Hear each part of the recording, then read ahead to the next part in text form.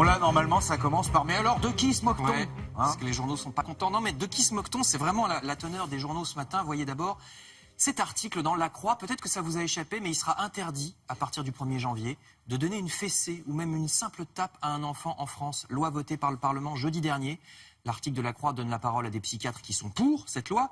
Ils disent on n'éduque pas un enfant en l'humiliant, ce qui n'est pas faux. Mais attention, d'autres psychiatres disent au contraire que les parents vraiment maltraitants, de toute façon, se ficheront complètement de cette loi. Ils tapent sur leur gosse, déjà c'est interdit, ils continueront probablement, hélas. Et pour les autres, les parents normaux qui, de temps en temps, donnent une fessée quand vraiment le gamin exagère, il faudrait peut-être un peu arrêter de saper la légitimité des parents et de leur ficher la paix. Ce sont un peu des modes, explique l'article. Beaucoup d'articles sur Internet, regardez, parlent à ce propos de la Suède, parce que la Suède a depuis longtemps, vous le savez, interdit la fessée. Mais vous voyez le titre, la Suède est-elle en train de créer une génération de petits cons, demande Slate. Article effarant, ils y sont allés. Alors là-bas en Suède, les enfants sont les champions des hurlements, des colères, des caprices. Dans les familles, c'est les enfants qui décident de tout, l'heure du repas, celui du coucher, ils se couchent quand ils veulent. Dans les restaurants, des enfants marchent sur votre table et dans votre assiette. Si vous ne trouvez pas ça drôle, vous êtes un monstre. Le pire, c'est que, comme ils n'ont jamais eu l'expérience de la frustration, nous dit l'article, de plus en plus, les jeunes Suédois pètent les plombs à l'âge adulte quand ils se rendent compte qu'ils ne peuvent pas hurler sur leur patron comme ils l'ont toujours fait sur leurs parents.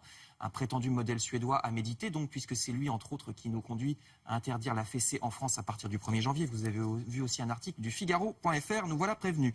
Je continue dans les de qui se moque-t-on, cette fois dans le domaine social.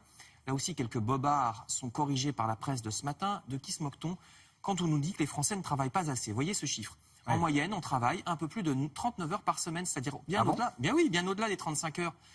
Légal, nous dit La Croix, c'est même 43 heures de moyenne pour les cadres et 53 heures pour les agriculteurs. Parce que je vous rappelle que les 35 heures, c'est qu'une base. La loi permet tout à fait de travailler au-delà. Simplement, au-delà, c'est des heures supplémentaires.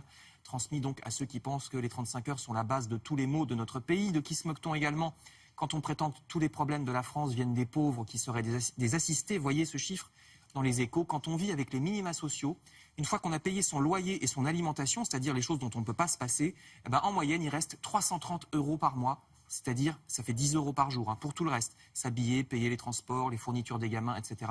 La note d'EDF. Entre autres. De qui se moque-t-on encore quand on prétend qu'en France, il y a trop de fonctionnaires? Le Figaro nous apprend que, faute de fonctionnaires des douanes, de plus en plus de petits aéroports sont en difficulté. Par exemple, l'aéroport de Saint-Tropez. Alors normalement, ils accueillent beaucoup de riches russes ou britanniques. C'est important parce qu'ils viennent dépenser leur argent dans les destinations de luxe. Eh bien, cet aéroport de Saint-Tropez ne peut plus accueillir les vols de l'étranger parce qu'il n'y a plus assez de douaniers pour faire les formalités. On oublie que bien utiliser les fonctionnaires sur lesquels on tape si souvent permettent de créer de la richesse. Pas moins de 250 000 emplois, par exemple, ont été sauvegardés par les commissaires au redressement productif. Alors, on ne les connaît pas très bien. Oui, c'est Arnaud Montebourg, à l'époque, qui avait mis ça en place. Ils aident les entreprises à ne pas déposer le bilan. Quand une entreprise a une difficulté, ils sont dans les anciennes préfectures de région, les commissaires au redressement productif. Donc voilà, ne tapons pas sur les fonctionnaires. C'est le Figaro qui le dit et qui a bien raison. Enfin, de qui se moque Uber? Uber, la célèbre application pour les voitures avec chauffeur qu'on nous présente comme l'avenir, eh bien Libération nous apprend qu'elle n'est même pas rentable. Pas moins de 800 millions d'euros de pertes ce trimestre. Et selon Uber, pourquoi? Quel est le problème? Est-ce que le modèle est mal fichu? Non, pas du tout. Le problème, ce sont les chauffeurs, dit Uber. Les chauffeurs qui déjà travaillent comme des fous pour pas grand-chose seront heureux de l'apprendre. Selon Uber, il faut les supprimer pour aller vers la voiture autonome. Ça ne peut tenir que comme ça. Ça sera plus rentable. On peut se demander ce qui se passera quand tout sera robotisé, qu'on sera tous au chômage et qu'on ne consommera plus. Et ça, l'article ne le dit pas. Eh bien, il est prévu une taxe pour toutes les entreprises qui utilisent des robots, une taxe pour permettre justement aux êtres humains de continuer à consommer. Voilà, c'est un peu le modèle vers lequel on se dirigerait. Merci beaucoup pour cet avenir radieux.